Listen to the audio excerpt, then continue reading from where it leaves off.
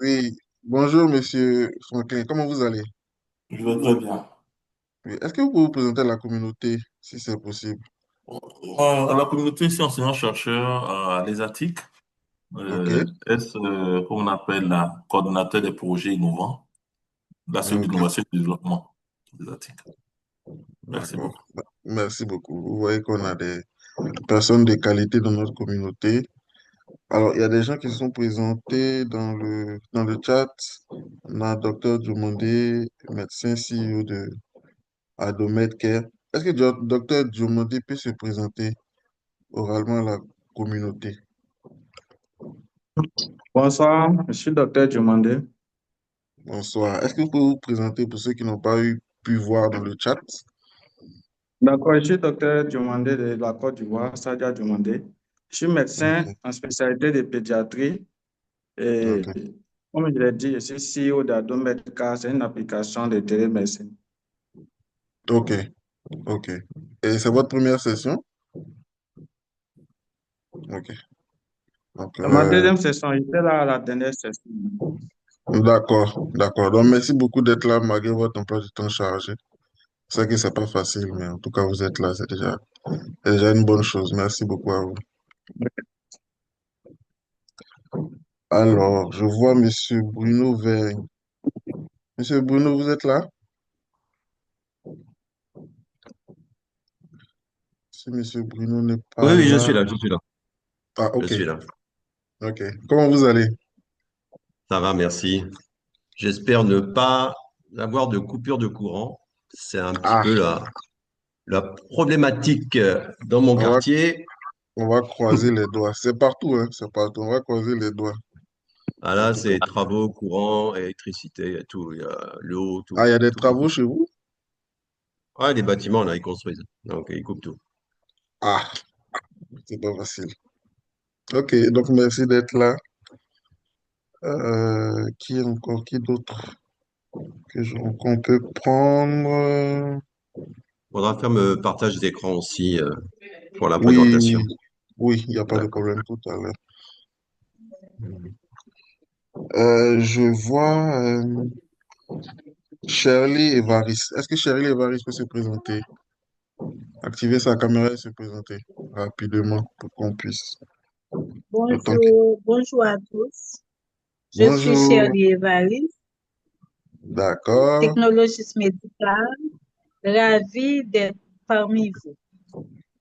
Ok. En tout cas, ravi de vous avoir parmi nous. Nous sommes vraiment contents. Merci d'être là en tout cas.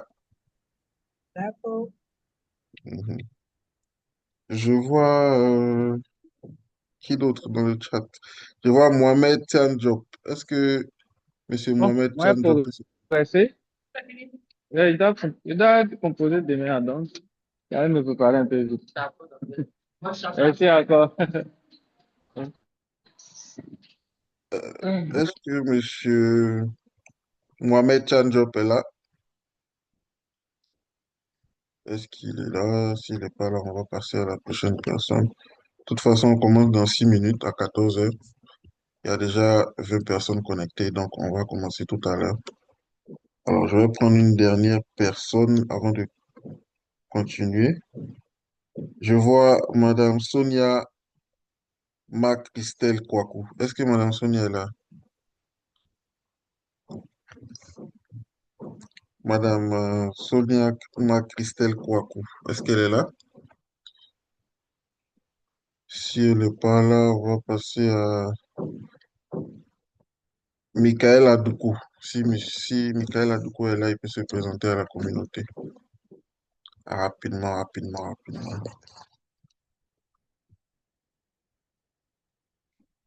Bon,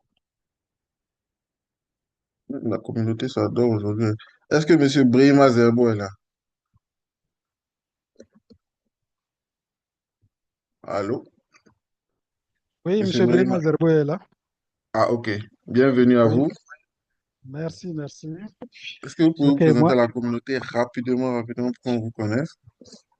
moi c'est Zerbo Brema.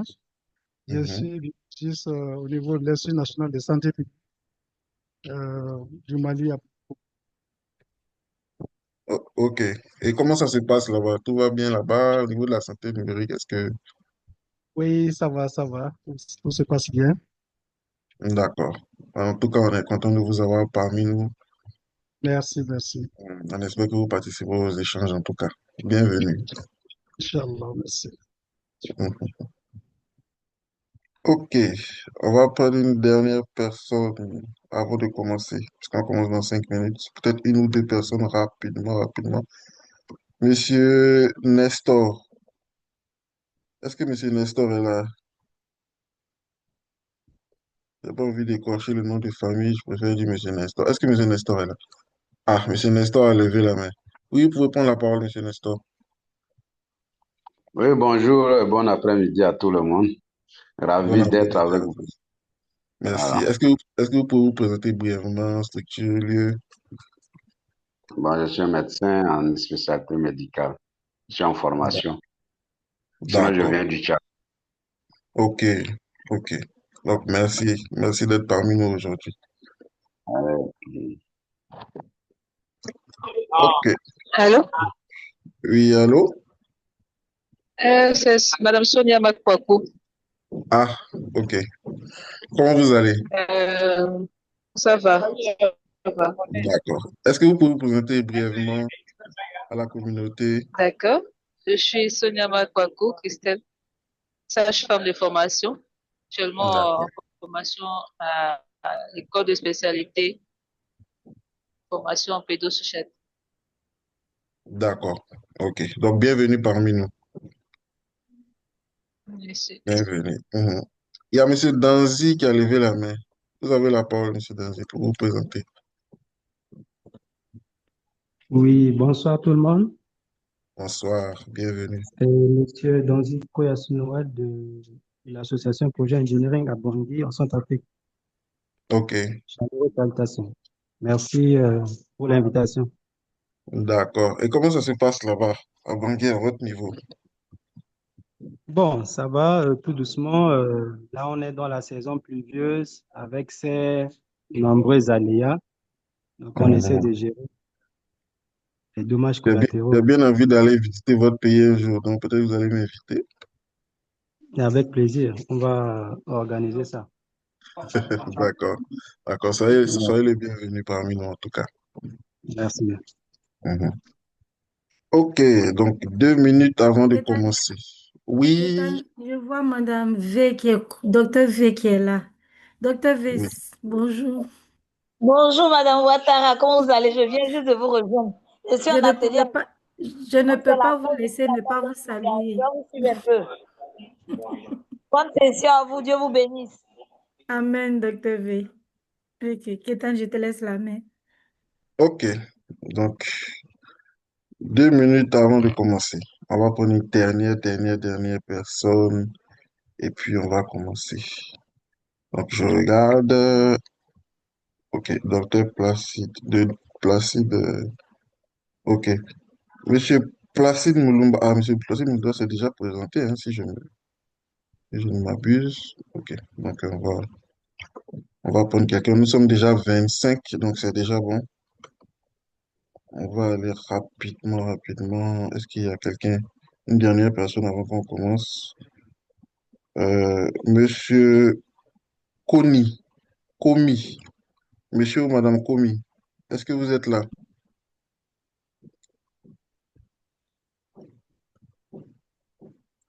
Komi Numouvi, est-ce que vous êtes là? Sinon, on commence Oui, direct. Ah, ok. oui, vous m'avez comme je suis là. Ah, comment vous allez? Oh, ça va bien chez vous. Oui, ça va. Vous pouvez vous présenter à la communauté rapidement avant qu'on commence. On garde le Oui, meilleur pour la fin. d'accord. Mhm. Je suis Noumovi Komi. Je suis un Ok, infirmier diplômé d'État ok. et je suis au CMS Bogou. C'est dans les savanes, Togo. Alors, la savane, hein? Oui, dans les savanes. Ah, ok, c'est bien. Bientôt, on va aller là-bas. Il y a des amis au Togo. Donc, vous allez me recevoir, on va aller là-bas ensemble. Pas de souci. Mais tout se passe bien là-bas, hein, j'espère. Non, ça va bien, tout se passe bien. D'accord. OK. Merci d'être là en tout cas. Je pense qu'on va démarrer. D'accord. OK. Donc, bienvenue à tous. Bienvenue à tous les participants, ceux qui sont déjà là à cette session éco. Euh, pour ceux qui viennent pour la première fois, soyez les bienvenus. C'est vraiment une communauté de partage où on partage de bonnes pratiques, où on échange ensemble pour améliorer la santé numérique en Afrique. Et d'abord, il y a, concernant les attestations, pour ceux qui ont participé aux 2 sessions de télémédecine et à la masterclass, les attestations viendront demain. Donc, vous recevrez dans vos mails, si vous avez déjà rempli les documents, le Google Doc, vous allez recevoir vos attestations sans problème. Si vous êtes aussi inscrit sur AECO. Donc, à la fin de la session, 10 minutes avant la fin, il y aura un autre lien de document, puisque Chronikis Health, qui est l'incubateur qui a l'initiative de ECOI Santé Afrique francophone, lance des formations en santé numérique payante avec des experts qui vont venir s'entretenir avec vous sur une certaine période avec des modules de formation. Donc, un lien sera mis dans le chat pour tous ceux qui veulent participer, que ce soit à distance, en hybride, en présentiel, puisqu'on a la Maison de la Santé numérique en Côte d'Ivoire. Donc, vous pourrez remplir le document et nous faire savoir si vous êtes intéressé, vous inscrire directement pour qu'on puisse discuter ensemble. Donc, alors, je vois que M. Bruno Vergne est déjà là. Donc, je pense qu'on va lui donner la main. M. Bruno Vergne, vous êtes là? Il est là, mais avant de commencer la session, je voudrais expliquer rapidement pourquoi ce thème. Alors, pourquoi cette session est assez importante, c'est simplement parce que euh, on a fait pas mal de sessions et pour la plupart des sessions, il est revenu sur le comportement, la culture, l'environnement social. Et c'est justement parce que parler de santé numérique sans comprendre le comportement et la culture ou encore l'environnement, c'est ignorer vraiment les fondements même de son efficacité. Donc, on a deux experts aujourd'hui. On a Monsieur Bruno Veigne, qui n'est plus à présenter parce que il est déjà intervenu sur la plateforme. Et il y a le professeur Croix, pardon, qui également vont intervenir. Et donc, voilà. Donc, c'est ce que je voulais juste ajouter, Kétan, avant que Monsieur Bruno ne commence sa présentation. D'accord, d'accord. Merci. Donc, merci beaucoup, Mme Corinne Ouattara. Donc, si M. Bruno est prêt, il peut commencer sa présentation. J'oubliais de rappeler qu'aujourd'hui, il n'y aura pas de présentation de cas, mais on aura 2 experts qui ont bien voulu accepter de faire des présentations et nous partager leur expertise. Hein. Donc, ils vont présenter chacun à leur tour. Il y aura des questions après chaque présentation et on passera au prochain expert. Voilà, donc ce sera une session participative qui ressemblera beaucoup à la masterclass pour ceux qui étaient là à la dernière masterclass. On va poser des questions et participer tous ensemble. Voilà. Donc, M. Bruno, si vous êtes là, vous pouvez commencer, vous avez la main. Très bien, très bien. Vous m'entendez là? C'est bon? Oui, oui, oui, on vous entend. Moi, je vous entends en tout Vous cas. avez le partage de l'écran? Oui, on l'a. D'accord. Donc, on va aborder le thème d'aujourd'hui, hein, c'est sociologie et e-santé en Côte d'Ivoire. Alors, j'ai mis Côte d'Ivoire parce que j'ai plus de données en Côte d'Ivoire que sur le continent africain, mais les éléments qu'on va vous donner aujourd'hui sont reportables, bien sûr, sur tous les pays du continent africain. Bien sûr, dans la vérification des données, et vous savez que le nerf de la guerre sur le continent, c'est la récupération des données fiables et aujourd'hui le combat d'avoir des bonnes datas pour, pour justement avoir des études qui soient tenables auprès des financeurs.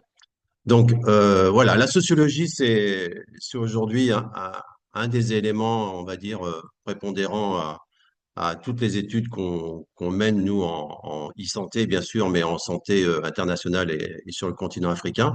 La sociologie, il n'y a pas que cette sociologie qu'on va aborder, hein. Il y a l'ethno-anthropologie, l'anthropologie, la psychosociologie aussi, qui sont des bases des comportements humains.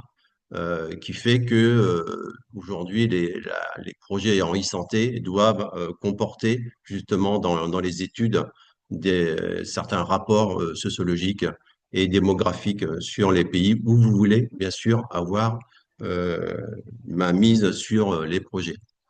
Donc, à l'analyse des défis socioculturels, donc on parle beaucoup justement de sens social et de stratégie d'inclusion numérique sur les populations. Vous allez voir que on a de grandes disparités entre le monde urbain et le monde rural. Donc, on a déjà abordé ces thématiques-là dans différents, on va dire, concepts sur Eco e-santé. Et vous allez peut-être avoir encore une double information, mais aujourd'hui, on va essayer de vérifier l'information et c'est aujourd'hui, en fin de compte, le nerf de la guerre sur sur cette partie, on va dire, de e-santé. Donc, dans le sommaire, bon, on a les objectifs sociologiques, portrait socioculturel de la Côte d'Ivoire, mais on pourra reporter sur d'autres pays aussi sur les données. Une grille d'analyse un petit peu systémique, mais assez simple. Hein, je ne vous ai pas compliqué avec des bibliographies, on va dire, de littérature. Hein, ça aurait été trop long, ça aurait été une formation complète. Le paysage numérique, ça c'est très important. On va revenir dessus, très vite fait. L'accessibilité et l'inégalité au niveau des populations, ça, ce sera primordial. Femmes et santé numérique, personnes âgées aussi, on n'en parle pas assez, mais on va aborder un peu le sujet.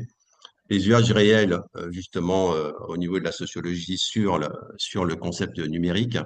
Inégalité d'accès, bien sûr, et après quelques cas, les leviers et un SWOT avec une conclusion.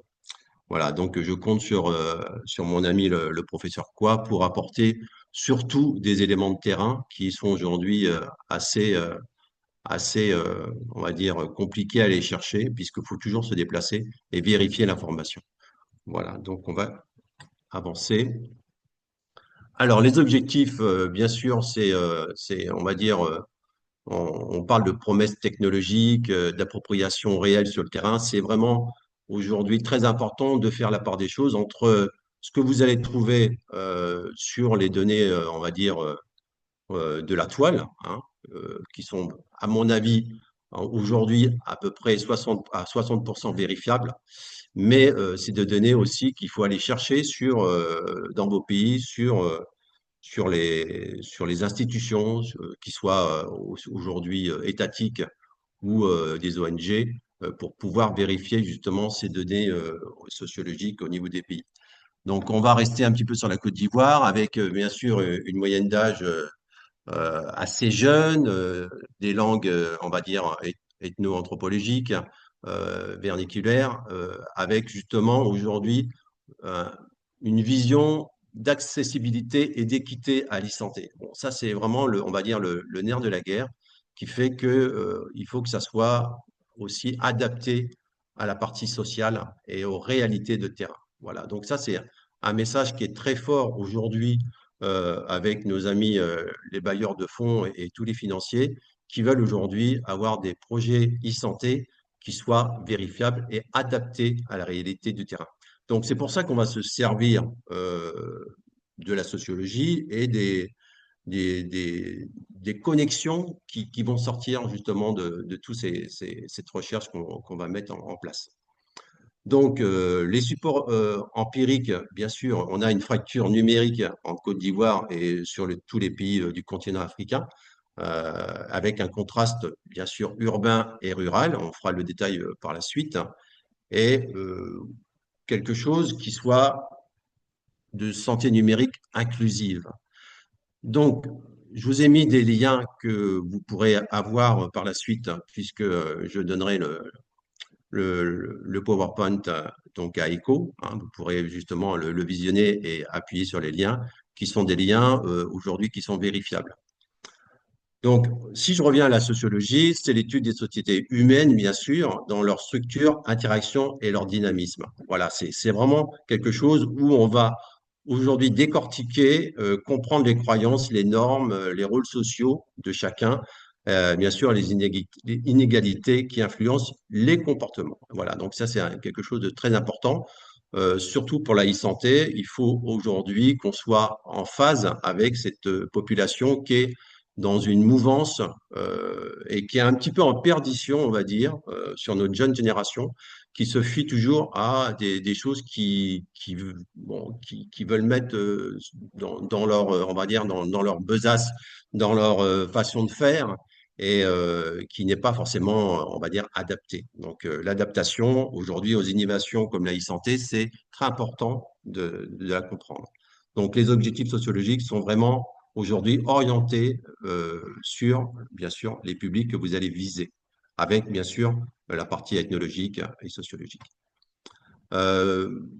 Un portrait socioculturel, vous pouvez faire ce portrait-là avec aujourd'hui avec des données qui sont vérifiables sur la toile, sur Internet, mais il va falloir aussi aller chercher les données. Par exemple, en Côte d'Ivoire, c'est avec l'INS, hein, bien sûr, l'Institut national qui gère justement la partie du portrait un petit peu, on va dire, des populations. Hein, on va aller chercher les bonnes données.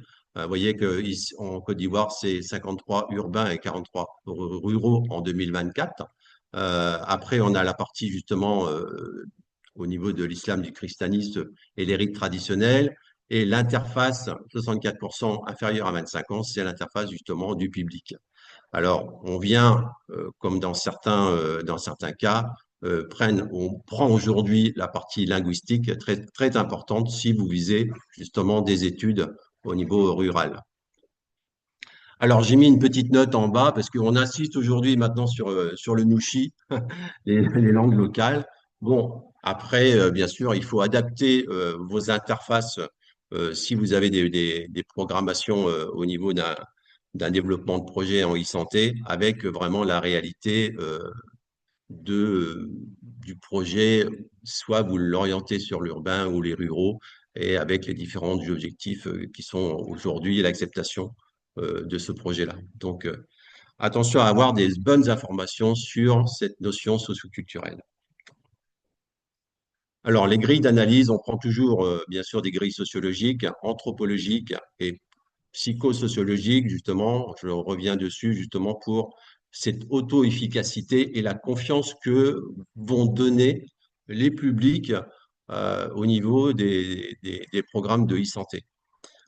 C'est très important. Alors donc, il y a 26% que je n'ai pas pu vérifier. Hein. Normalement, la vérification, c'est à vous de la mener justement sur la notion de risque par rapport à des études de terrain que l'on fait, nous, sur la recherche-action avec des grilles d'analyse qui sont la plupart du temps des questionnaires semi-directifs ou des choses qui soient d'ordre de la recherche. Mais cette grille de confiance, si vous voulez, aujourd'hui, on a un petit peu n'importe quel pourcentage. Donc, c'est pour ça qu'il faut vraiment faire très attention, justement, sur l'efficacité de la récupération des données.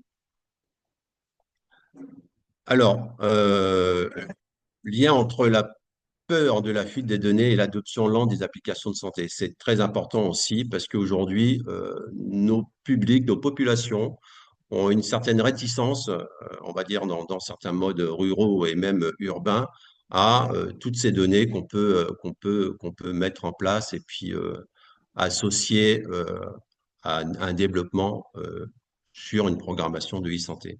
Alors attention à cette notion-là. Vous pouvez noter les questions dans le chat, hein, si vous voulez, au fil des slides, hein, parce que je vous ai mis un petit peu les mots-clés en gras, hein, et je vous laisse un peu lire en même temps que je parle. Alors, le paysage numérique 2024-2025, c'est 11,25 millions d'internautes sur la Côte d'Ivoire, 43,6 millions de SIM. Vous voyez, c'est 149% de la population qui est connectée à un débit mobile. Bon, ça, je vous ai mis mégabits. C'est important à savoir parce que aujourd'hui, on essaye justement d'avoir des programmes de e-santé qui soient adaptables, on va dire, sur tout le territoire. Donc, il faut prendre en conséquence justement ces données qui sont aujourd'hui de la cartographie. J'ai un lien, si vous voulez, on peut peut-être appuyer dessus. Je ne sais pas si...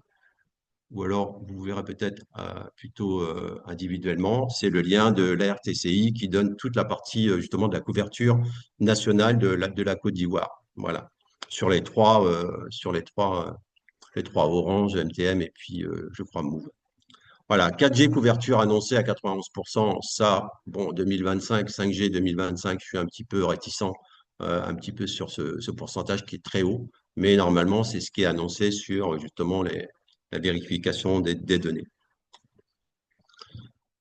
Donc, sondage sur le principal frein, le coût, réseau, compétences, confiance. Là, je vous laisse raisonner un petit peu. Quel serait le frein bon, selon vous, par rapport justement, est-ce que ça serait un frein par rapport à un coût? Ce serait peut-être le réseau au niveau des couvertures, peut-être les compétences ou la confiance, justement, les compétences de ce qu'on met en place et la confiance du public par rapport justement au paysage numérique. Donc, c'est un sujet qui est aujourd'hui primordial dans le développement de la e-santé, hein, parce que sans ce paysage numérique, ben, on ne serait pas là, voilà, sur ces programmations de e-santé. Accessibilité et inégalité. Voilà. Donc là, la confiance illimitée est toujours pareil. Je suis très serein, 26%. Rôle des chefs coutumiers. Alors, le pilote sort masse. C'est ce qui a été déployé pendant le Covid, justement, sur le rôle, justement, on va dire, de chacun par rapport à une diffusion. Bon, à ce niveau-là, c'était de l'information et de la prévention sur le Covid, mais aujourd'hui, on s'appuie sur ces chefs coutumiers. Bon, il n'y a pas que les chefs coutumiers, hein, on a tout un réseau aujourd'hui sur les personnels où on s'appuie. Il ne faut pas forcément prendre des personnels, des personnes politiques, hein, c'est à déconseiller. Hein, c'est plutôt lié à la tradition et à me dire le rôle de chacun sur justement l'accessibilité de ce que vous voulez mettre en place. Donc, on s'appuie beaucoup sur les chefs coutumiers au niveau rural. Sur la partie urbaine, on essaie de contacter aussi les mairies pour associer nos programmations sur justement l'ouverture de la e-santé par rapport aux populations. Possession mobile, donc la femme, c'est moins 8 points et rural, moins 22 points. On reviendra tout à l'heure sur la possession au niveau des femmes. On peut faire un petit sondage interactif. Quels sont les principaux freins d'adoption des applications de santé en Côte d'Ivoire? Ça, c'est des applications qu'on met en place justement pour essayer d'avoir de la fiabilité justement sur l'accessibilité. Si je parle trop vite, vous me le dites, hein, parce que j'ai que 30 minutes. Voilà, donc femmes et santé numérique, c'est un des éléments majeurs si vous voulez avoir justement une connexion avec le monde rural. C'est un bien que nous mettons en place, justement, la femme et l'enfant par rapport au mode rural. C'est une porte d'entrée qui est assez, on va dire, efficiente et assez pertinente aujourd'hui pour rentrer justement des solutions numériques. Donc, je vous ai mis un peu la disparité d'accès homme-femme sur les sources d'RTCI. Et la femme joue un rôle central dans la santé familiale. Voilà, donc ça, c'est vraiment lié au continent africain, avec une responsabilité sanitaire pour toute la famille à 60% des décisions de santé, et le rôle prépondérant d'éducation et de la santé des enfants, double charge de travail limitant le temps d'accès aux technologies. Bon, ça, vous savez que la femme travaille plus que l'homme. Voilà. Moindre autonomie financière pour l'achat d'équipements numériques. Bon, ça, c'est lié justement aussi à des priorités. Hein, mais il faut savoir que la priorité aujourd'hui chez les jeunes, c'est bien le smartphone et le numérique. Et le taux d'alphabétisation numérique inférieur à 63% pour 78% pour les hommes. Voilà, donc je vous ai mis des informations. C'est des informations qu'il faut aller chercher si vous vouliez toujours déployer un projet et une étude justement sur les concepts de l'e-santé avec des facteurs aujourd'hui qui sont très importants. J'ai essayé de vous mettre justement des correspondances de liens qui sont vérifiables et qui sont aujourd'hui liés, pas qu'à la Côte d'Ivoire, qui sont liés aussi sur le continent africain. Donc, vous allez retrouver aussi des informations de divers pays africains. Beaucoup sur le Ghana, le Cameroun, le Nigeria. Donc. Alors, On ne parle pas assez, je crois aussi, justement au niveau sociologique, de la personne âgée face au numérique. Voilà, c'est aujourd'hui un défi. Bien sûr, il y a des difficultés hein, sur le continent, parce que la personne âgée, c'est pas forcément de son époque, mais aujourd'hui, on essaye d'inculquer certaines valeurs sur la manipulation du numérique. Bon, la plupart du temps, bon, moi, j'ai quand même été à l'intérieur du pays pendant 2 ans, dans les régions de Bouaké. Il faut savoir que c'est plutôt, on va dire, un accompagnement communautaire qu'un accompagnement individualiste. Voilà, donc on a quand même des difficultés, bien sûr, au niveau d'analphabète, le manque d'expérience, voilà, les interactions humaines directes avec un écran, voilà, difficultés sensorielles et motrices, et la méfiance envers les innovations. Bon, ça, c'est un peu général, on va dire, pas que le continent africain, vous l'avez aussi au niveau mondial et sur l'Europe surtout, hein. Alors, la grille d'analyse psychosociologique au niveau du risque, anthropologique du soin et sociologique des usages. Donc, si vous voulez, aujourd'hui, la personne âgée, il ne faut pas l'écarter justement des solutions. Je crois qu'il faut aussi s'en occuper, s'en préoccuper. C'est, on va dire, peut-être un faible pourcentage. Si je prends la Côte d'Ivoire, ça doit être 2,3 des plus de 65 ans, je crois, au niveau de la population. Mais il faut qu'on puisse avoir des données aussi qui soient accessibles à la personne âgée. C'est pour ça qu'on essaye d'avoir aussi une partie ethnologique présente sur la partie linguistique. Voilà, c'est 2,8 de la population des plus de 65 ans, vous voyez, sur la partie Côte d'Ivoire. Intéressant aussi de voir par rapport à vos pays ce pourcentage-là sur la vérification. Usage réel. On va dire 75% de télémédecine en ville. Voilà, donc il y a beaucoup de choses qui se font par rapport à WhatsApp, voilà, qui a pris un gros monopole, même sur la partie rurale, c'est comme assez présent. Faut savoir que la partie rurale, vous avez une connexion 2G qui est, on va dire, aujourd'hui globale. C'est pour ça que vous avez l'utilisation du petit téléphone Itel et compagnie là, sans écran. Après, la couverture 3G et 4G arrive progressivement jusqu'à la 5G. Mais il faut savoir que le smartphone ne fonctionne pas partout. Vous avez encore des zones blanches et des zones à 2G. Voilà, donc si moi, je vous donne, on va dire, mon analyse de terrain, quand j'étais sur des plantations de la région de Bouaké vers Brobo, j'allais dans les champs, bon, mon smartphone ne passait pas. Donc, je ne pouvais pas avoir l'application. Voilà, donc on n'avait que des téléphones en 2G. Voilà, qui est, à mon avis, très important aussi sur aujourd'hui l'adaptation de l'e-santé par rapport à ce que vous visez. En mode rural, 70% de SMS, voix audio, amélioration des rétentions, bien sûr, plus de 18 points. Bon, plus on va dans le temps, plus ça va augmenter. Canaux préférés, WhatsApp, c'est sûr, SMS et bien sûr du vocal. 48% combinerait e-consulte et guérisseur. Donc ça, si vous voulez, c'est un débat qu'on a eu au niveau de la recherche clinique et aussi avec la médecine traditionnelle, justement pour associer la partie, on va dire, des usages et la partie de la médecine traditionnelle. Donc c'est en cours aujourd'hui de construction avec le ministère de la Santé sur des solutions qui sont aussi de l'information, de la prévention et de la formation. Voilà, donc on n'a pas d'application proprement dit, on est plus sur des choses de terrain.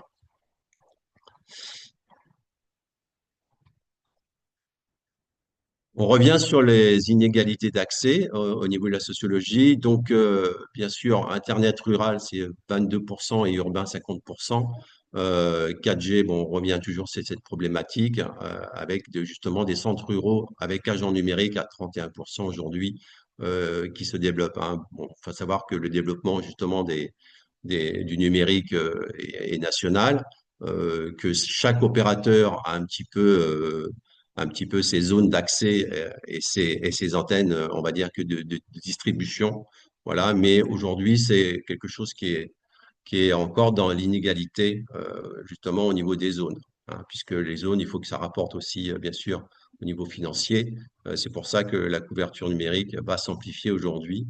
On va dire, c'est un petit peu comme l'eau et l'électricité il y a 10-15 ans. Les routes aussi, au niveau de l'infrastructure, au niveau de la logistique, Voilà, tout ça, ça se met en place sur le continent. Bon, ça avance dans certaines régions plus vite que d'autres, voilà, mais je ne viendrai pas faire ce débat-là avec vous. C'est plutôt politique. Voilà, donc on a des cas bien sûr qui marchent et des cas qui ne marchent pas, hein. C'est ça qu'il faut aujourd'hui vérifier, hein. Voilà, bien sûr, Zeppelin qui est aujourd'hui sur différents continents africains, hein. C'est la livraison, bien sûr, des poches de sang par drone. Voilà, donc c'est 4800 établissements couverts, 49 millions de personnes, 5 pays. Donc c'est des choses aujourd'hui qui sont pensées au niveau de l'efficacité, justement, sur cette couverture. Quand vous prenez des études, on va dire, sociologiques, il faut vraiment avoir un esprit large dès le départ pour recentrer justement vos données pour avoir quelque chose de très précis par rapport à ce que vous voulez mettre en place sur des solutions e-santé. Donc, voilà, il y a tout un processus qui est fait. Ça peut demander, on va dire, sur la partie, on va dire, santé en général, ça peut nous demander plus d'1 an d'études poussées pour avoir quelque chose à présenter pour récolter des fonds ou des levées de fonds. Voilà, alors Zeppelin, c'est très, très, très actuel et ça marche très bien. Et voilà, on peut les remercier. Je vous ai mis une petite note en bas, le rôle des radios rurales. Voilà, donc c'est quelque chose qu'on ne parle pas assez, je crois, mais c'est aujourd'hui très, très, très porteur depuis des dizaines d'années et c'est toujours à l'écoute. Donc on va dire, on s'en dégage un petit peu, on laisse ça un peu de côté, mais je crois qu'il faut revenir un petit peu sur ce mode de communication qui est aussi un outil marketing à un certain niveau. Et voilà, donc le mode rural est très connecté sur la partie justement des radios locales. Donc là, on a un cas sur la télémédecine, voilà, donc qui est aujourd'hui d'actualité, hein. Il faut dire que la consultation, c'est de base, mais ça va très loin avec des spécialités, hein. Là, ça fonctionne bien sûr sur Abidjan et un petit peu à l'intérieur du pays, mais il y a encore des pistes d'amélioration, bien sûr, avec l'évolution technologique. Voilà, donc on est vraiment aujourd'hui sur des recherches sociologiques, ethno-anthropologiques par rapport au comportement humain, mais on est adossé continuellement sur justement cette partie technique et de développement. Voilà, donc il y a encore des freins à certains, justement, à certaines, au niveau revenu, bien sûr, on peut pas payer toutes les consultations. Après, cette partie de zone numérique et les modules de formation numérique pour les populations vulnérables. Voilà, donc il faut aussi penser à les personnes vulnérables et qui n'ont pas l'accessibilité.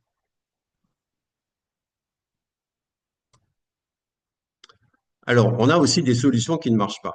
Il faut savoir que sur le développement de la e-santé, si je prends un des derniers fichiers que j'ai mis en place, que j'ai pas mis en place, mais que j'ai mis en sélection, j'avais à peu près 250 startups en e-santé, on va dire, sur une partie de l'Afrique francophone.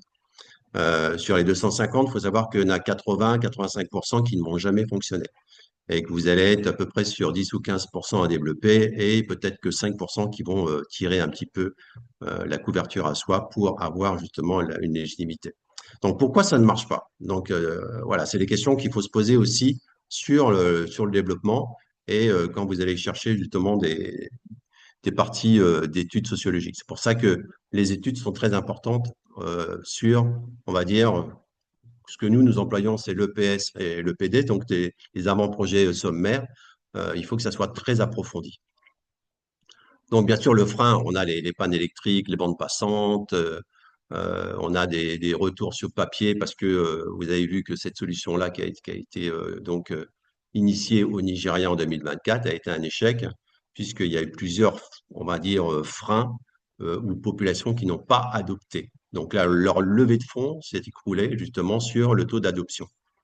Voilà, donc c'était un dossier de santé électronique qui avait été initié par plusieurs startups avec une levée de fonds de plusieurs milliards. Et tout s'est écroulé parce que, en fin de compte, personne ne l'a adopté. Donc, ça nous rappelle à l'ordre en disant que l'étude peut-être justement de ce projet avant sommaire a été mal conduite, ou alors ils n'ont pas été suffisamment justement sur des recherches de terrain et cette recherche qui n'a pas pu aboutir justement à venir certifier leur solution. Voilà, donc il ne faut pas non plus baisser les bras. Il faut savoir qu'il faut peut-être rebondir avec autre chose de moins conséquent, mais aujourd'hui, il faut vraiment s'en inquiéter, hein. Et bien sûr, je fais signe à tous les codeurs, les développeurs qui sont sur leur écran à aller voir sur le terrain la compatibilité. Donc, on parle de levier et de KPI, hein. Les KPI, bien sûr, c'est les unités de contrôle par rapport justement à ce que vous voulez mettre en place au niveau des programmations e-santé. Voilà, les pictos, aujourd'hui, l'audio localisé, la compression, les KPI, par exemple, sex, land, district, ça, voilà. Il y a tout un processus aujourd'hui, justement, à mettre en place sur les études pour, justement, aborder quelque chose de fiable. Donc, je passe un peu. Si vous avez des questions sur les KPI, on en reparlera un petit peu hors sujet après. La partie culturelle est, à mon avis, prédominante à tout ce que vous allez mettre en place sur les programmations de e-santé et les programmations autres que la e-santé même. On a des stratégies, on a des plans d'action au niveau socio-culturel avec justement cette implication des leaders communautaires, l'adaptation linguistique et culturelle, on en revient toujours un petit peu au même process, et les approches participatives. Voilà. Donc, si vous êtes justement dans une approche participative, il faut savoir qu'il y a beaucoup d'ONG, il y a beaucoup de fondations, il y a beaucoup de communautés qui sont prêtes justement à vous donner des informations ou à collaborer. Voilà. Comme j'en parlais la dernière fois justement avec le docteur Jean-Steve, c'est pas derrière votre écran que vous allez trouver toutes les solutions. Il faut vous déplacer, il faut aller parler aux gens. Et aujourd'hui, j'incite justement les jeunes, nos étudiants à sortir justement pour aller vérifier les informations qu'ils ont récupérées justement sur Internet, sur la toile ou avec l'intelligence artificielle. Voilà, moi, j'en suis un petit peu qu'à 60% de confiance aujourd'hui avec l'IA. Voilà, plus ça va, plus on augmente, mais je suis obligé de vérifier toutes les informations et d'aller après sur le terrain pour voir la conformité. Donc, acceptabilité culturelle, voilà, très importante. Bon, là, je vous ai mis un petit saut très généraliste hein, qui vient redonner un petit peu le confort entre les forces, les faiblesses, les menaces et les opportunités.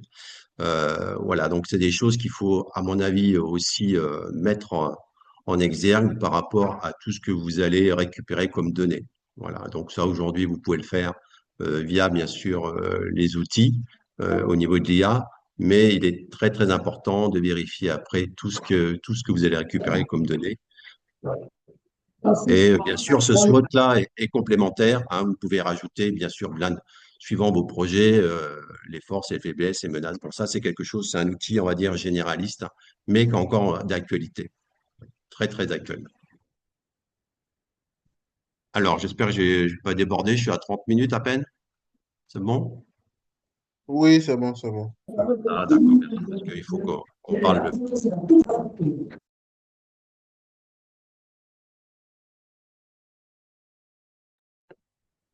Allez-y, hein, vous pouvez y aller.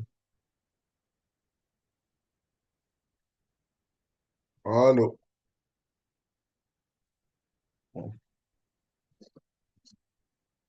Est-ce qu'il n'y a pas eu un souci de connexion? Monsieur Bruno, vous êtes là? Bon, en attendant,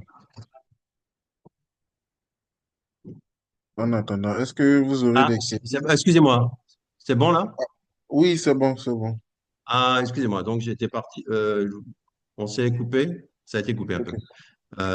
Donc je reprends. Donc les pistes prioritaires pour en venir justement à notre débat, c'est vraiment cet outil de confiance. Voilà. Aujourd'hui, si vous allez vers les populations, si la confiance est là dans votre outil de e-santé, vous avez gagné déjà un point de plus, on va dire. La sécurité de données, c'est vraiment quelque chose de plus technique. transparente. Aujourd'hui, le public qui va recevoir justement votre programmation e-santé va se poser des questions sur la transparence, voilà, sur la récupération des données, les datas. Donc, il faut quand même quelque chose qui soit, on va dire, explicite. Voilà, et explicite avec différents niveaux, aussi bien rural que urbain. Voilà, et sur la transparence, c'est la partie justement de ce que vous allez mettre en place. La littératie des femmes rurales, oui, la formation adaptée, l'interface audio, toutes ces modalités-là, il faut les apporter parce qu'on a beaucoup de demandes justement sur justement ces jeunes femmes qui veulent aller au-delà et sortir justement d'un vase clos, donc qu'on leur impose des fois. Voilà. Donc le rôle est très, très, très, très important.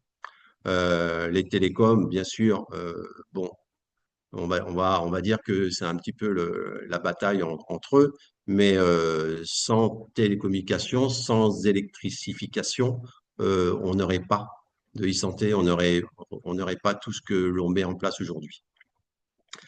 Donc, l'intégration de la lecture sociologique, c'est dès la genèse des projets e-santé. Voilà, donc c'est très important de l'intégrer tout de suite dans vos, on va dire, dans vos questionnements.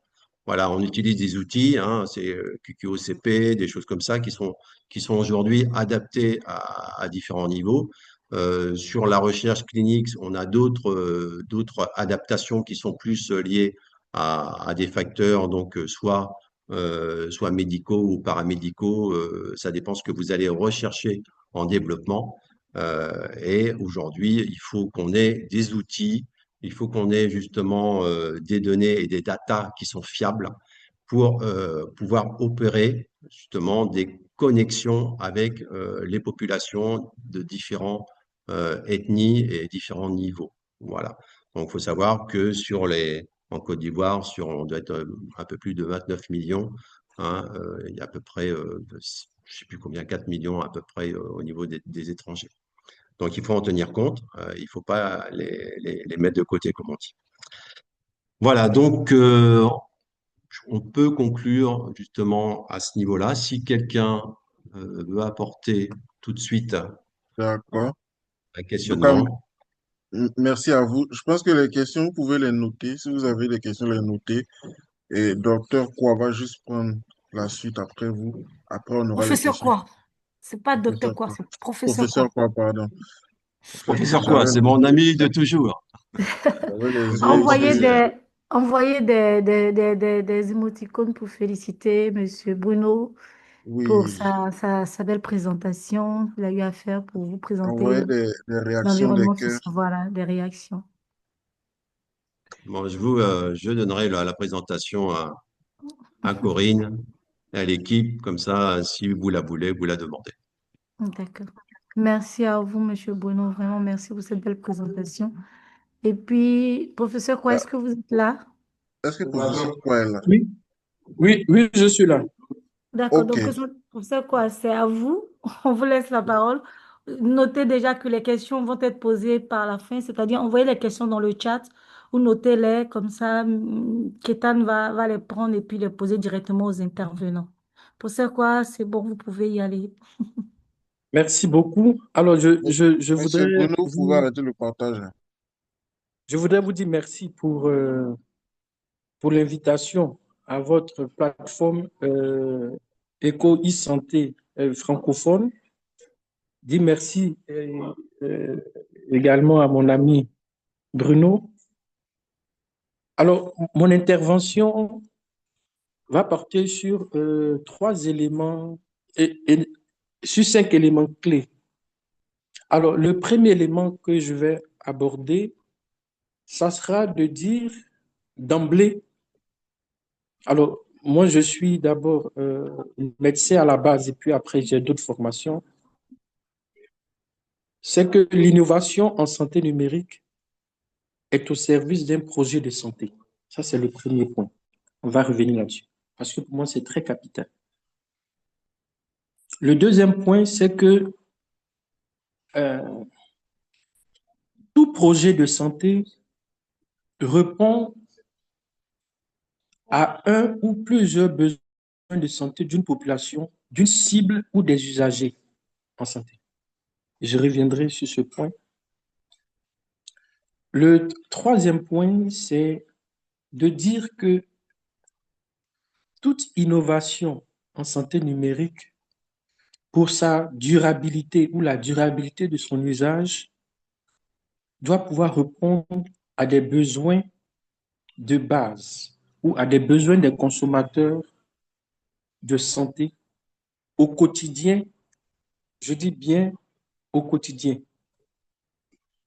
avec moins de contraintes. Le quatrième élément de mon intervention, c'est de dire que les usages numériques innovants et durables doivent épouser des virtualités, les imaginaires des communautés et des usagers des solutions numériques. Je viendrai là-dessus avec quelques détails par des exemples. Et le dernier point, c'est de dire que les usages numériques innovants doivent être empathiques. Je sais que c'est antinomique, mais vous allez comprendre tout à l'heure, et doit pouvoir singer les usages sociaux ordinaires. Voilà, je vous ai dit d'emblée que je suis d'abord médecin. Deuxièmement, je suis responsable de programme. Et troisième chose, je suis dans l'accompagnement programmatique pour que des structures ou des services qui ont besoin de comprendre dans la perspective des professionnels de santé ou des planificateurs de santé la place des solutions numériques en santé. Première des choses, je suis médecin. Deuxième des choses, je suis responsable de programme, coordonnateur de programmes nationaux de santé, notamment pour la santé mentale. Et troisième élément, je fais de l'accompagnement, j'allais dire stratégique, parce que pour moi, c'est très important. Alors, premier point, j'ai dit, l'innovation en santé numérique est au service d'un projet de santé. Alors, votre plateforme, il me semble que vous militez naturellement pour le développement des solutions numériques, mais en santé.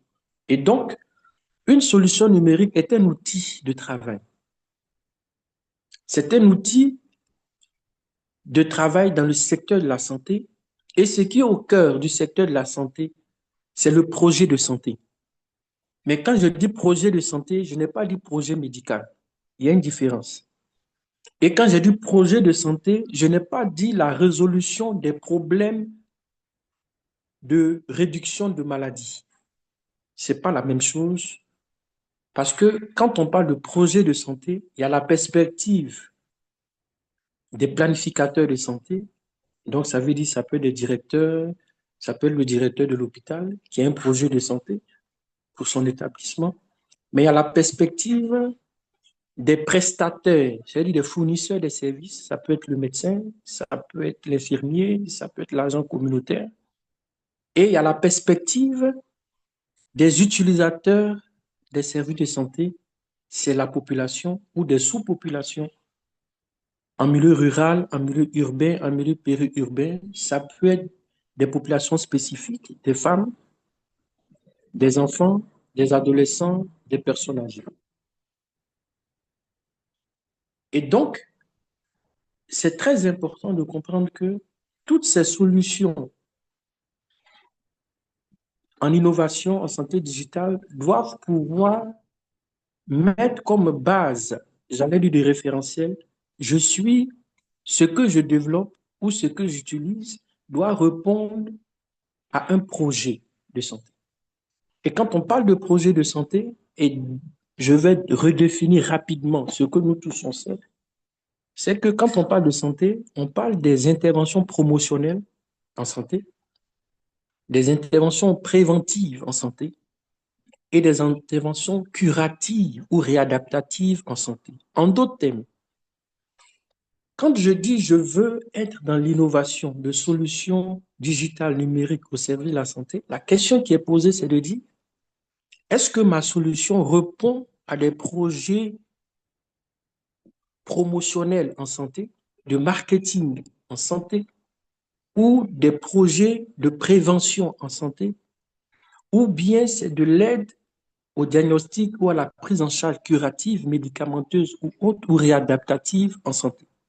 C'est très important de comprendre cela.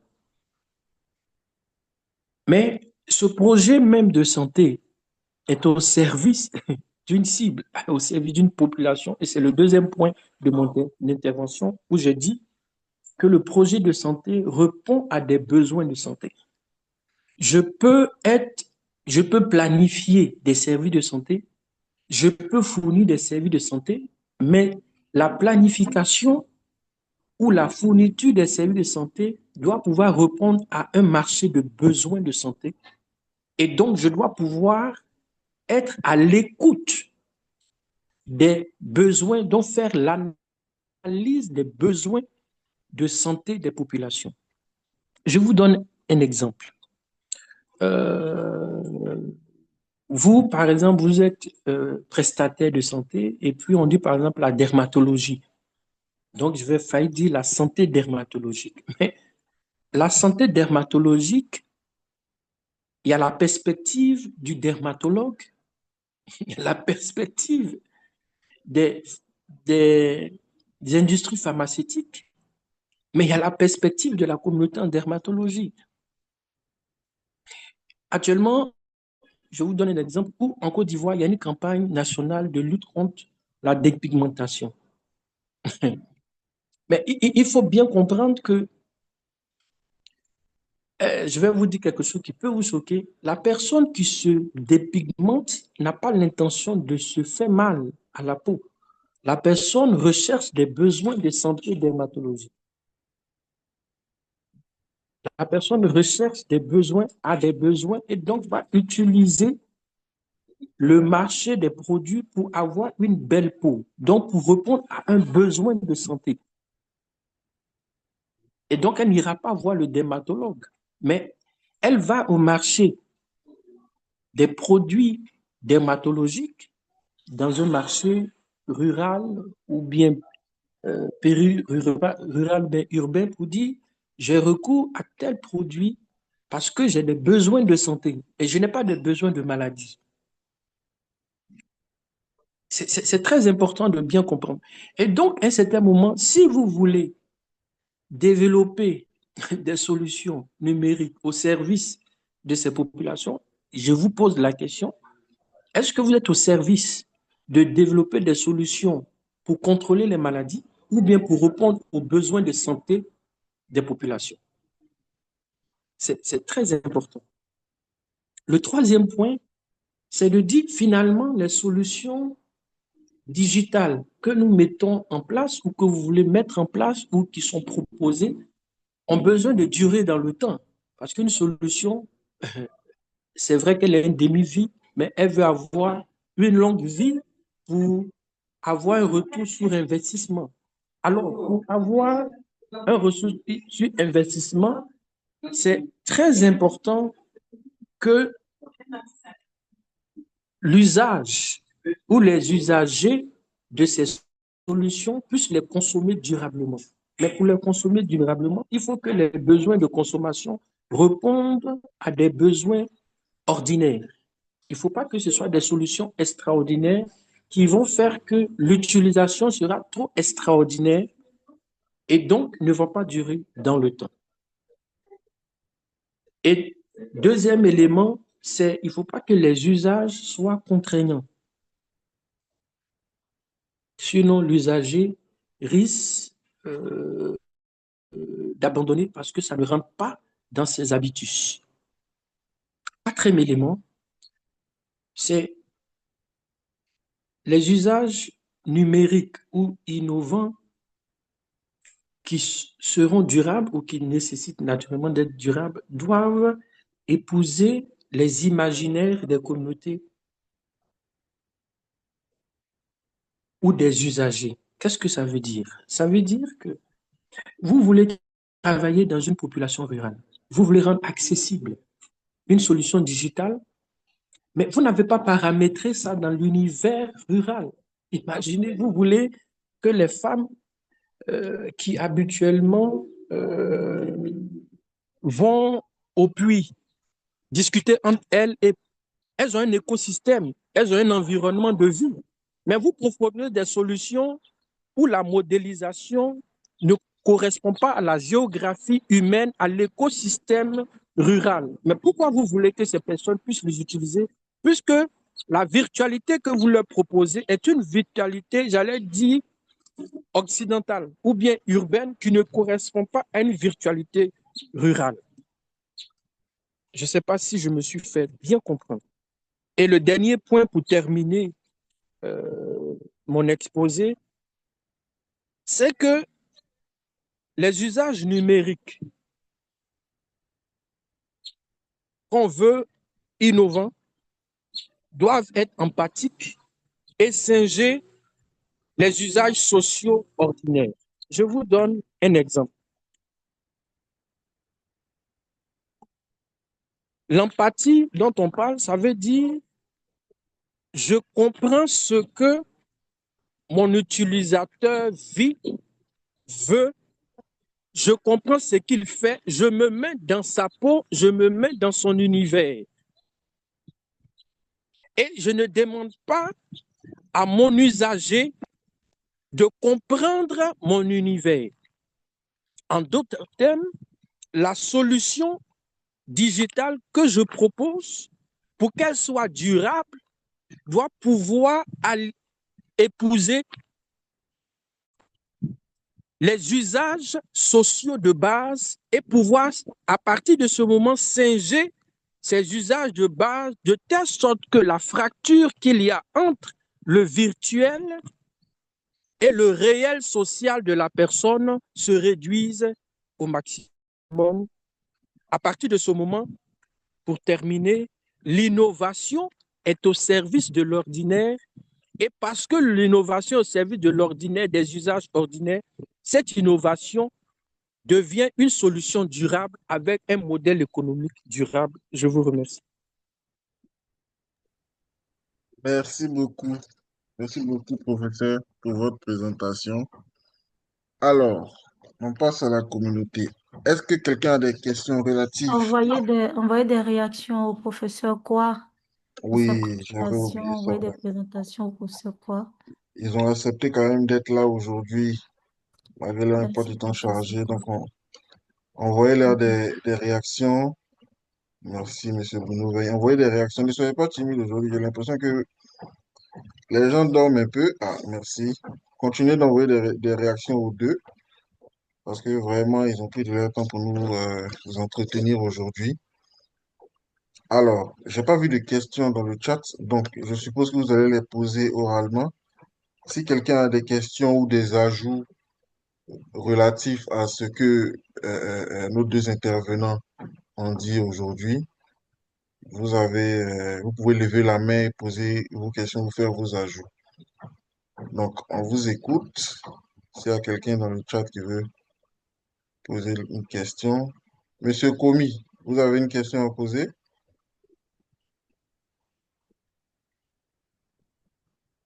Monsieur Komi est là? Bon, apparemment, il n'y a pas de questions à poser. Dans le chat, la communauté, ne soyez pas timide et posez des questions par rapport à ce que vous avez entendu, si vous avez des ajouts. Est-ce que vous avez des questions? Madame, laissez-moi prendre quelqu'un au hasard. Madame Myriam, est-ce que vous avez un ajout ou des questions à poser? Est-ce que vous êtes là, Madame Myriam? Je n'ai pas envie d'écorcher le nom de famille. Oui, Ah, oui, je suis là avec vous. Pour l'instant, non, aucun ajout. Il y a juste la solution Zipline qui a vraiment attisé ma curiosité, mais je pense que ce n'est pas d'accord. le sujet d'aujourd'hui. Donc, Ok, pas de, merci. d'accord. Euh, Envie de solution. Ok, donc on a Monsieur Eric Traoré qui a écrit dans le chat, brillante présentation. mais vous n'avez pas parlé de la solution numérique du côté des professionnels de santé. Bon, du côté de, je ne sais pas si c'était dans la présentation de Monsieur Bruno Verne. Est-ce que Monsieur Eric Traoré est là pour qu'il puisse poser sa question oralement pour qu'on puisse la comprendre? Oui, allô, bonjour. Allô, bonjour, monsieur, comment vous allez? Oui, oui, je vais très bien, super bien. OK. Oui, j'avais... Euh, Ok, allez-y, allez-y. oui, c'est sûr que ma question m'est adressée au dernier intervenant, le professeur. En tout cas, la présentation était vraiment brillante. En tout cas, pour nous autres qui nous lançons dans ce domaine-là, ça nous donne assez de matière, là. OK. Ma question, parce qu'il a beaucoup exposé sur l'approche de la solution au niveau des usagers, je veux dire les utilisateurs finaux. Donc, c'était pour avoir aussi son point de vue concernant aussi, parce que nous sommes dans un écosystème où on a on va dire, les malades, entre guillemets, et les professionnels de la santé. Donc, est-ce qu'il a aussi une approche aussi concernant l'usage de ces applications, on va dire, ces applications numériques vis-à-vis aussi des professionnels de la santé? Parce que très souvent, on voit que ceux-là sont beaucoup réfractaires, je vais dire, entre guillemets, à l'utilisation. Oui, merci.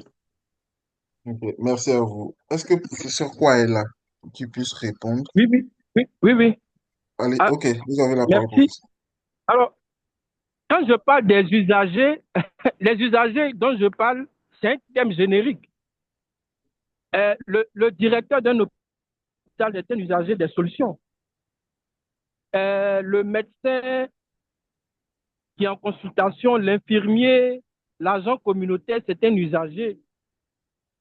Il utilise ces solutions et le patient ou la famille, ce sont aussi des usagers.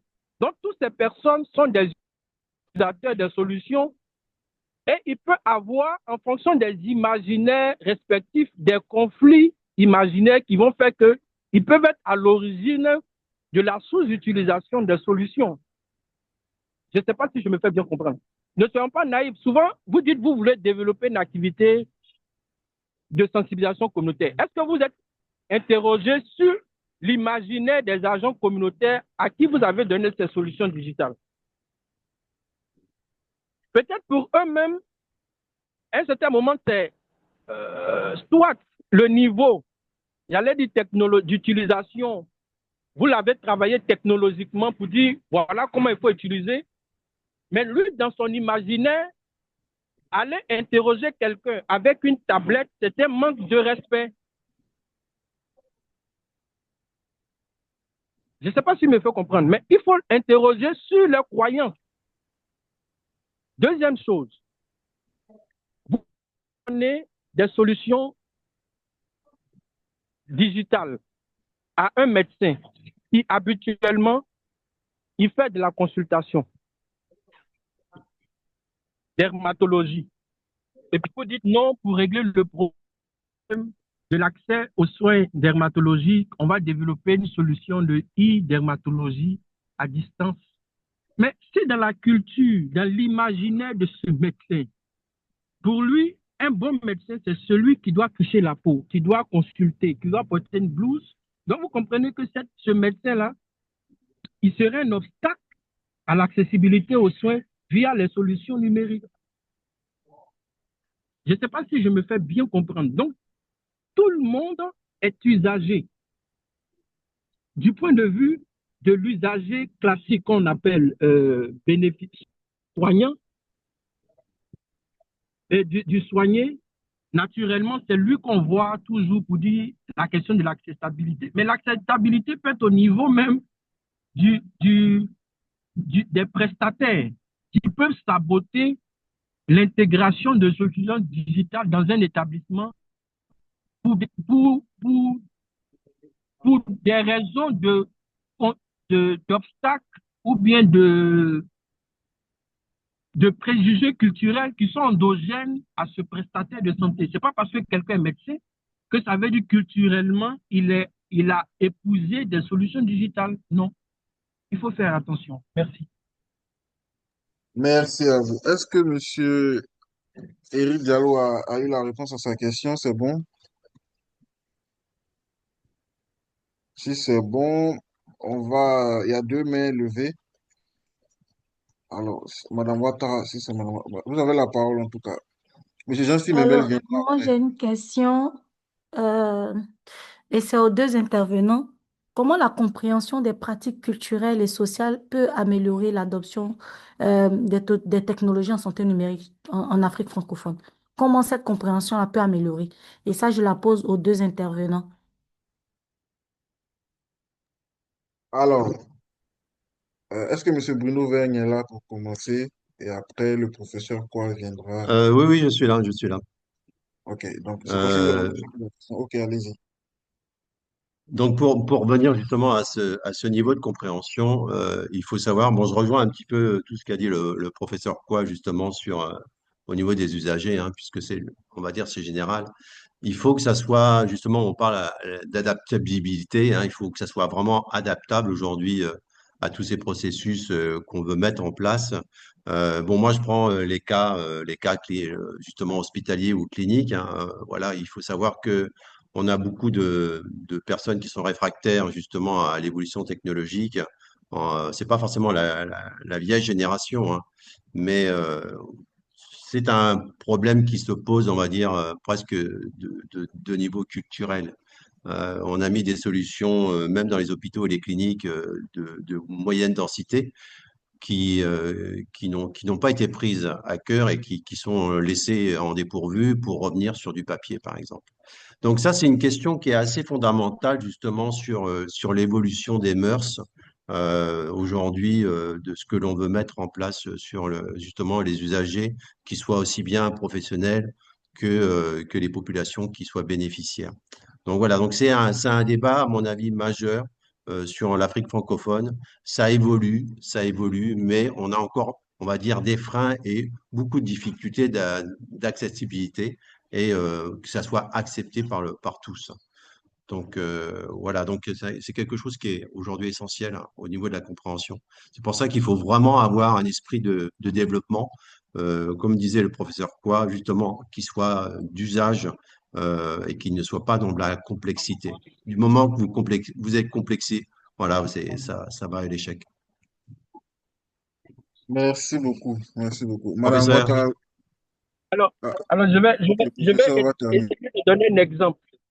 Vous voyez, par exemple, on demande dans la question de la réduction des décès maternels et infantiles, d'améliorer les consultations prénatales. Mais si, d'une certaine manière, on fait une analyse sociologique où on se rend compte, je donne par exemple dans le Nord, où c'est l'homme qui décide, c'est lui qui décide quand est-ce qu'une femme doit aller en consultation prénatale. Mais si vous donnez une solution digitale à cette femme, elle n'a pas son pouvoir d'agir. Vous lui donnez une solution digitale, vous pensez qu'en donnant la solution digitale, vous avez réglé le problème. Or, comme je vous ai dit, toutes les solutions digitales sont au service d'un projet de santé. Donc, la grosse problématique, c'est de dire quel est le problème que vous voulez régler et quelles sont les parties prenantes dans la résolution du problème. Peut-être ce qu'il faut faire, c'est de développer une solution digitale qu'on donne aux hommes pour booster, pour engager les hommes à utiliser les services de santé de la mère et de l'enfant en accompagnant leur épouse. Donc, vous voyez qu'il y a un changement de paradigme et il y a un changement de stratégie de santé publique. Or, mais si vous avez fait votre solution et puis vous dites non, on va distribuer des tablettes aux femmes ou bien des applications aux femmes pour qu'elles viennent. Mais la décision de venir, d'utiliser les services ne dépend pas d'elle. Il y a une tierce personne qui influence. Donc, vous voyez que la solution que vous proposez n'est pas adaptée. Merci. Ok, merci, professeur. Est-ce que Madame Ouattara est là? Est-ce qu'ils ont répondu à votre question? C'est bon? Si Oui, c'est oui, oui, bon, oui, merci, merci, ok. merci. Ok. Il y a Madame Assia Halal qui a demandé dans le chat. Elle dit que moi, je suis en Algérie et dans l'application que je développe, j'essaie de développer un moyen de faciliter la préparation aux analyses médicales. D'après vous, C'est une bonne approche.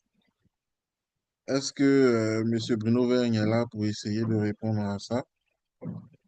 Maintenant, si Mme Martial elle-même est là, elle peut essayer de mieux expliquer pour que M. Bruno Vergne et le professeur... Oui, non, non, j'ai bien vu la question, l'application, oui, bien sûr. Et, alors, en fin de compte, toute solution a bien sûr un public en face, mais il faut vraiment qu'on puisse bien analyser justement la portabilité de ce qu'on veut mettre en place. C'est pour ça que là, vous avez aujourd'hui des éléments, on va dire, techniques majeurs pour le développement. Mais comme l'intervention du professeur, c'est vraiment les éléments de terrain qui vont vous guider justement sur justement la partie du développement. Voilà. C'est vraiment on va dire, la symbiose de tous ces facteurs réunissant tous les domaines, on va dire, aussi bien sociologiques qu'anthropologiques, mais techniques et institutionnel à un certain niveau, qui fait que votre solution va pouvoir s'adapter. C'est ça le principal souci. Après, c'est voilà, c'est qu'est-ce que va en faire l'usager? Voilà. Est-ce que ça va être accepté? Est-ce que ça va pas être accepté? Nous, on prend aujourd'hui aussi des dimensions, on va dire, religieuses, parce qu'il y a un contexte qui est très fort au niveau de l'Afrique francophone en compte. Le contexte communautaire, c'est la même chose. Et dans le système urbain, ça va être justement le développement et la compréhension de ce que vous voulez mettre en place. Donc, il faut aller vraiment aller au cœur du sujet, bien sûr, dans ce que vous voulez mettre en place, mais il faut aller interroger les gens, voire faire des questionnaires, faire des choses qui sont peut-être d'ordre de la recherche-action, mais qu'il faut aujourd'hui s'accaparer.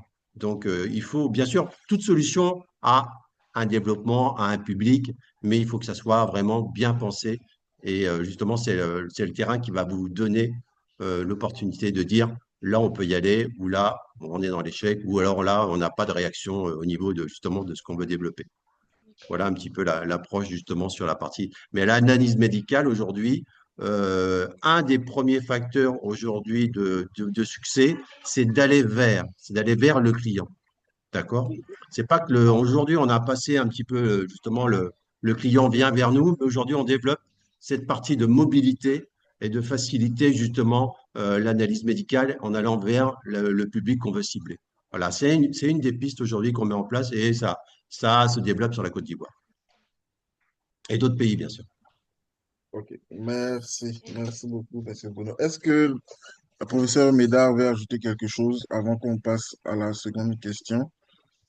Donc, juste quelque chose de très rapide. Je reviens sur mon premier point d'analyse. Toute solution de santé numérique est au service d'un projet de santé. Donc, en d'autres termes, pour que je puisse répondre, c'est quel est le projet de santé identifié ou en d'autres termes, quel est le problème de santé de cette population, de ce district ou de cette région que je veux régler. Et deuxièmement, je peux identifier, mais est-ce qu'il n'y a pas d'alternative? Deuxième des choses, est-ce que c'est acceptable? Est-ce que c'est un besoin qui est exprimé par les utilisateurs, par les prestataires, par le planificateur? Et est-ce que c'est un outil qui répond aux besoins de santé publique? Point.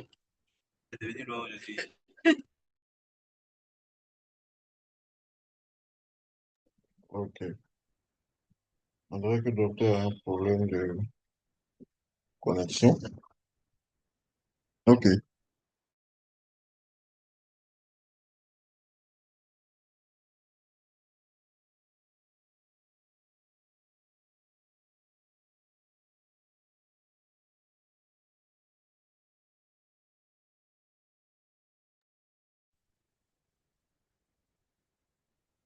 Peut-être que Kétan, il faut prendre la question de Steve Memel, le temps que le professeur se reconnecte. C'est bon pour moi, j'ai répondu. Ah, d'accord. Merci, Ok. professeur. Steve Memel.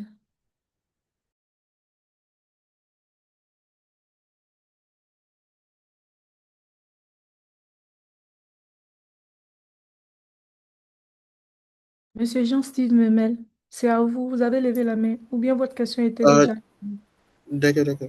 D'accord. Merci beaucoup, madame. Déjà, j'aimerais remercier nos deux intervenants pour cette brillante masterclass. Moi, ma question, elle est plus statuée sur la confiance. Je crois que professeur Quoi avait signifié tout à l'heure que lorsque on émet des solutions de santé numérique, en prenant l'exemple du dermatologue, est-ce qu'il pourra être à mesure de pouvoir accepter en fait une solution numérique, sachant que la médecine en fait nous amène à pouvoir consulter en touchant le patient et tout ça. Donc moi j'aimerais savoir comment en fait établir une confiance entre, je dirais, la population et ces plateformes numériques. Aussi, il faut dire que bon, on parle de santé, on parle de recherche, de science. Il faut dire que la science, elle évolue. La science, elle évolue. Il y a des choses qui ne se faisaient pas avant. Et aujourd'hui, il y a des choses qui se font, en fait, grâce à l'évolution de la technologie, en fait. Nous, par exemple, nous sommes en train de développer une solution destinée aux urgences médicales, bien vrai que je sois dans le domaine de la santé. Mais la première fois que moi j'ai eu à parler de ma solution à un forum destiné à l'e-tech santé, j'avais en face de moi un médecin. Donc, je dirais, comment je dirais ça, un collègue comme moi. Mais cette dame qui était médecin, en fait, ne voulait pas, en fait, elle, dans sa conception, accepter que, genre, l'IA aujourd'hui arrive, en fait, à déterminer, pour ne pas dire diagnostiquer, certaines urgences avant l'arrivée des secours, en fait. Or, on sait très bien que la médecine, bon, moi, pour ce qu'on m'a enseigné, en tout cas à l'école de médecine, la médecine, elle est évolutive. Il y a des choses qu'on ne faisait pas avant. Qu'aujourd'hui, grâce à l'évolution de la médecine, on les fait plutôt aujourd'hui. Il y a des opérations qui étaient quasi inexistantes quand on remonte dans les années au 20e, 19e siècle, mais aujourd'hui au 21e siècle, ces opérations-là, elles sont quasiment existantes. Et on continue, il y a des chercheurs qui continuent toujours de chercher dans le but d'améliorer. Donc moi, je me dis aussi que quelque part, c'est pareil avec tout ce qui est solution numérique destinée à la santé. Mais j'aimerais savoir en fait comment on peut arriver à établir en fait cette confiance entre la population, le professionnel de santé, où la population est celui en fait qui vient avec sa solution pour proposer en fait. Voilà. Merci beaucoup.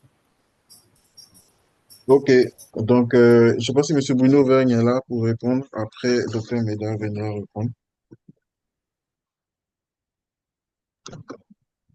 Monsieur Bruno, vous êtes là? Si M. Bruno n'est pas là, Oui, oui, donc... oui, je suis là, je suis là. Ok, Je ok. suis là. Donc, c'est pour Euh, répondre à la à question Jean-Steve. mhm, que vous connaissez très bien. Oui, La on se connaît très bien. la question des gens, Steve, On c'était de développe un savoir. petit peu ensemble. C'était de Comment? savoir comment établir cette confiance-là, selon ce qu'il a dit, établir cette confiance-là entre le professionnel, la Ouais. population et celui qui a développé la solution. On va dire c'est quelque chose de primordial cette partie, bon, cette tripartie, hein, pour ajouter d'autres acteurs, on va dire, dans ce questionnement-là. Et aujourd'hui, c'est un petit peu justement ce que recherchent tous les développeurs et les professionnels de solutions numériques. C'est justement cette tripartie qui soit justement en correspondance avec les besoins. C'est les besoins des populations et justement aussi éviter les freins au niveau professionnel. Comme l'a dit docteur Jean-Steve, c'est justement l'évolution technologique aujourd'hui qui dépasse, on va dire, ça va tellement vite que les gens sont dépassés. Alors après, c'est où se positionner, avec quelle solution, dans quelle thématique et justement bon, cette solution de l'urgence est aujourd'hui adaptable, c'est sûr. Après, faut bien la penser Et il faut justement avoir les bons mots et les solutions qui soient justement compréhensibles par rapport au public qu'on vise. Donc les professionnels, c'est aussi un élément, un atout à un certain moment, et ça peut être aussi un frein. C'est pour ça qu'il faut bien apprécier aujourd'hui à qui vous vous adressez. Et est-ce que c'est aussi lié à des professionnels, hein. Puis c'est vrai qu'on s'appuie aujourd'hui, nous, sur le développement justement dans la partie rurale, on s'appuie sur les communautés, mais on s'appuie aussi sur la partie étatique, sur les centres de santé et les pôles d'excellence au niveau du ministère de la Santé. Voilà, donc ça veut dire que si vous mettez quelqu'un à la marge, automatiquement, vous aurez des rebondissements qui ne soient pas forcément très positifs. C'est pour ça qu'il faut bien apprécier aujourd'hui le développement et l'utilité des solutions qu'on va venir à adapter pour nos publics et les acteurs majeurs, sans les mettre de côté, qui soient aussi des professionnels reconnus. Voilà, donc c'est vrai que c'est pas évident. On va dire c'est pas forcément lié bien sûr à l'Afrique francophone, hein. C'est des questions qu'on se pose sur tous les développements au niveau mondial aujourd'hui. Et parfois, on est justement dans des complexités qui sont récurrentes. Voilà, qui sont récurrentes. Voilà, nous, on a pas mal, bon, moi je suis dans l'hospitalier, on a pas mal de soucis aujourd'hui justement sur justement les solutions numériques, digitales et d'intelligence artificielle sur l'aide au diagnostic. Voilà, on parle d'aide, on ne parle pas de remplacer. Si vous dites remplacer, automatiquement, vous aurez un refus du professionnel. Donc, très important de mettre les bons mots justement sur ce que vous voulez acquérir dans vos solutions et avec qui vous voulez la faire. D'accord. Merci, Monsieur Bruno. Alors, est-ce que professeur Médard veut ajouter quelque chose ou Alors, je voudrais ajouter quelque chose et je souris en fait. Je souris parce que une solution digitale, fût-elle la meilleure au monde, est au service d'eux. Je reprends. Une solution numérique en santé, que ce soit IA dernière génération, cette solution est au service d'un projet global, d'un écosystème. Ce n'est pas la solution qui est la solution miracle. La solution est utilisée par des personnes. Et ce qu'on souhaite, et ce que vous souhaitez, vous qui développez des solutions, c'est de dire, je veux que ma solution soit adoptée et soit adoptée durablement. C'est ce que vous voulez. Alors, donc si vous voulez que des professionnels de santé ou même des usagers sociaux, des patients, adoptent des nouveaux comportements, il faut avoir une posture d'écoute, d'empathie. Je reviens encore là-dessus. Il ne s'agit pas de dire, je vous propose ça parce que c'est bien pour vous. Mais pourquoi vous voulez décider du bien des autres? Qui vous a dit que c'est bien pour eux? Qui vous a dit qu'ils ont besoin de ça? C'est vous qui pouvez identifier par vous, mais c'est de votre perspective. Et donc, votre perspective n'est pas la seule perspective. Votre point de vue n'est pas le seul point de vue. Il faut prendre tous les autres points de vue. C'est ce qui fait que lorsqu'on développe des projets, il y a toutes les parties prenantes. C'est un peu comme si vous dites, vous voulez faire une campagne de vaccination pour le vaccin contre le paludisme. Et puis vous dites non, le vaccin, il est bon. Oui, il est bon, oui, mais il est bon pour qui? Pourquoi les gens vont avoir un intérêt? Quel est l'intérêt qu'ils ont pour pouvoir utiliser? Est-ce que c'est parce que vous avez dit que c'est bon que vous pensez que ils vont l'utiliser? Non. Il faut être à l'écoute et il faut prendre le temps de développer toute la stratégie pour engager tout le monde dans le processus. Il ne faut pas tirer sur les gens et il ne faut pas imposer. Parce que je vous donne deux exemples. Moi, je suis directeur, je suis dans le système de santé depuis longtemps. Souvent, vous passez par le cabinet des ministres pour imposer des solutions. Oui, mais ça, c'est le temps de la présence du ministre. Le jour où le ministre n'est plus là, les gens laissent la solution. Pourquoi? Parce que vous n'avez pas fait le travail. Vous êtes venus comme des marketeurs. Je m'excuse d'être un peu direct. Et puis, vous vendez une solution pour dire, mais après, les gens n'utilisent plus. Et puis, c'est fini. On passe à une autre chose. Parce qu'il n'y a pas l'appropriation. Mais l'appropriation, c'est un processus Et c'est une coparticipation. C'est d'engager toutes les parties prenantes et de réduire au maximum les conflits d'intérêts. Voilà, je ne vais pas développer parce que voilà, le temps ne permet pas. Mais c'est ça, c'est très important. Sinon, vous voulez imposer ou bien pour une attitude de c'est bien pour tout, c'est bien pour qui? C'est vous qui avez identifié et c'est vous qui êtes dans l'intérêt de voir votre solution valorisée. Donc, il faut préparer, il y a tout l'état de préparation des équipes pour la conduite du changement. Merci. Merci beaucoup, professeur. Alors, Jean-Steve, j'espère que votre question a été, vous avez eu une réponse à votre question. On va aller rapidement dans le chat parce qu'il y a quelqu'un qui a posé une question qui a dit, on a l'impression que certains freins dans les imaginaires des usagers, notamment chez les professionnels, peuvent devenir insurmontables, donc un blocage structurel à tout développement. Exemple, la peur du numérique parce qu'on a peur de laisser des traces de sa consultation. Donc, dans ce cas-là, quelle alternative?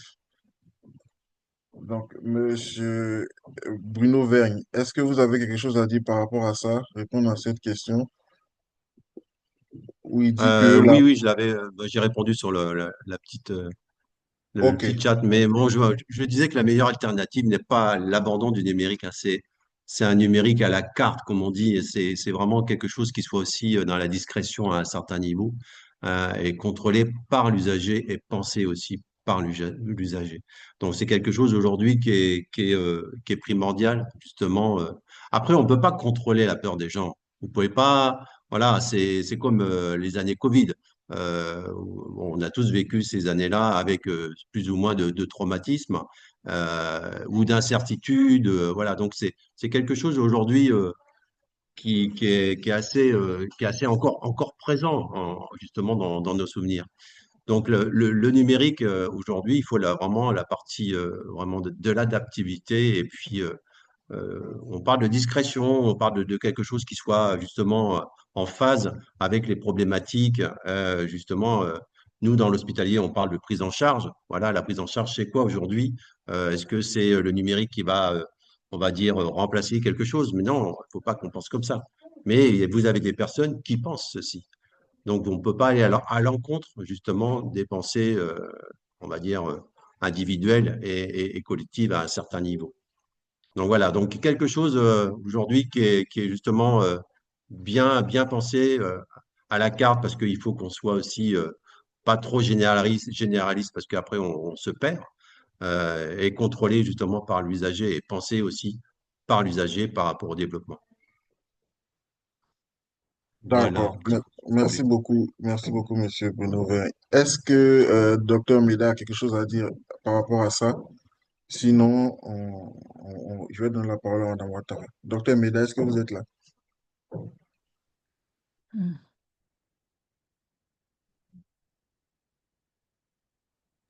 Madame Ouattara, vous avez la parole le temps que Docteur Meda. Oui, désolé, mais je pense que professeur Meda a clôturé en évoquant un mot qui est la théorie du changement.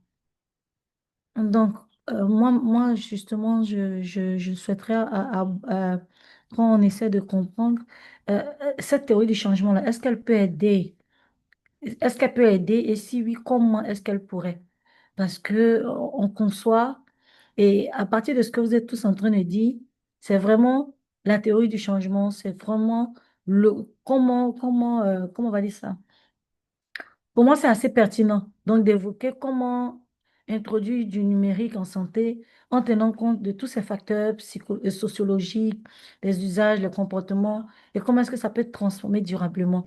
Donc, j'ai vraiment besoin de poser la question de savoir en quoi est-ce que la théorie du changement peut aider à concevoir des stratégies efficaces, de ces outils numériques en santé-là, et surtout les adapter aux réalités, du continent. Oui. La question est Monsieur... forcément pour les deux, hein. Après, Ok. Là, Donc, c'est un grand débat. Là, on pourrait faire une autre formation sur ça. ah d'accord, C'est d'accord. grave, hein. Non, ben, c'est pas grave, mais je veux dire, c'est quelque chose d'existentiel aujourd'hui, hein.